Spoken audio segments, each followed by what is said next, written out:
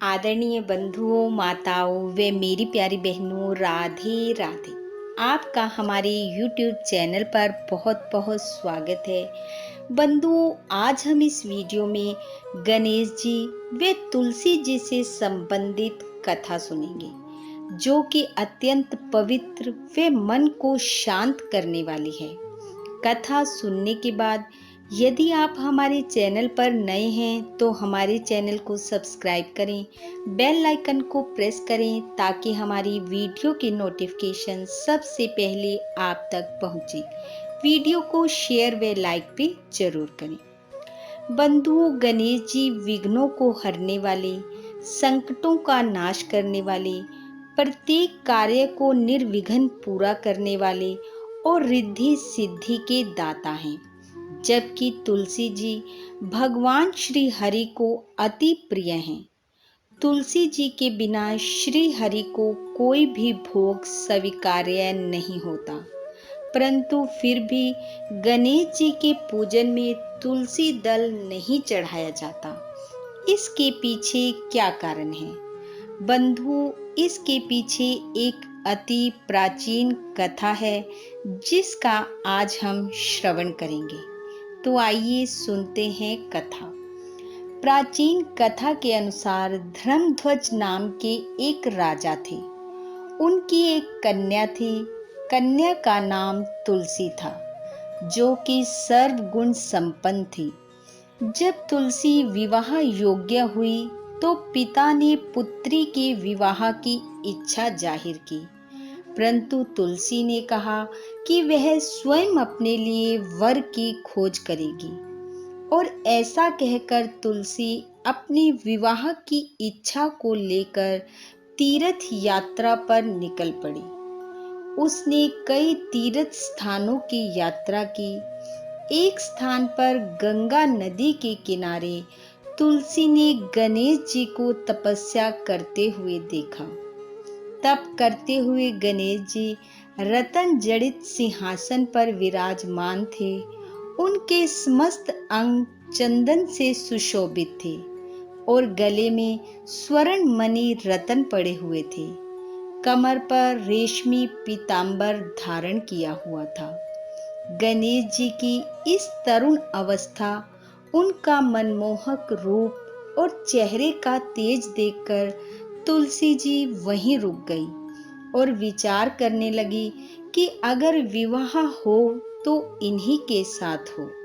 और वह वहीं रुककर गणेश जी की तपस्या पूर्ण होने का इंतजार करने लगी। जब काफी समय के बाद गणेश जी अपने तप से उठे तो वहां उस कन्या को देखकर पूछा, तुम कौन हो और यहाँ क्या कर रही हो और मुझसे क्या चाहती हो? गणेश जी के पूछने पर तुलसी जी ने अपना परिचय देते हुए कहा, मैं राजा धर्मध्वज की कन्या हूँ और आपसे विवाह करना चाहती हूँ। तुलसी जी की इच्छा सुन गणेश जी ने कहा, मैं ब्रह्मचारी हूँ और तप में लीन हूँ, इसलिए तुमसे विवाह नहीं कर सकता।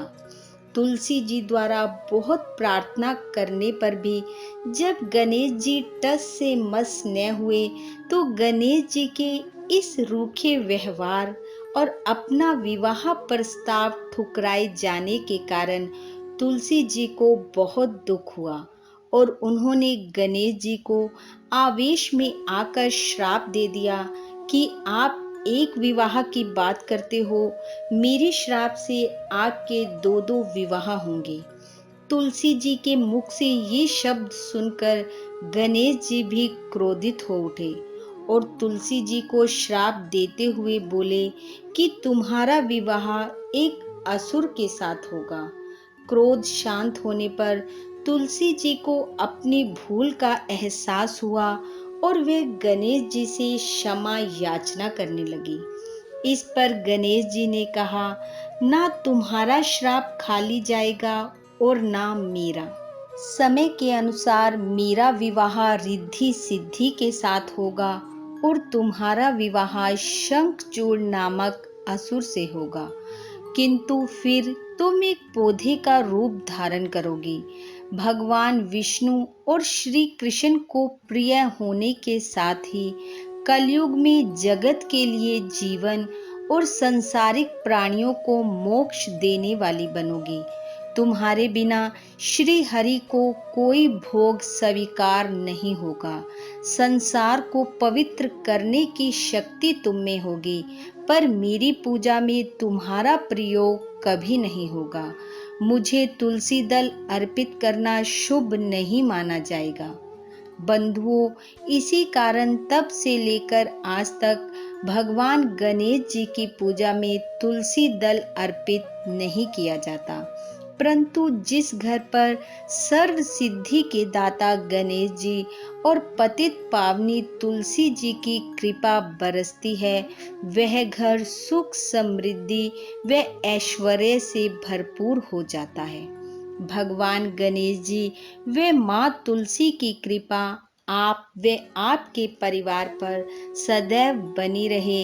इन्हीं शुभकामनाओं के साथ आप सबका बहुत बहुत धन्यवाद। राधे राधे।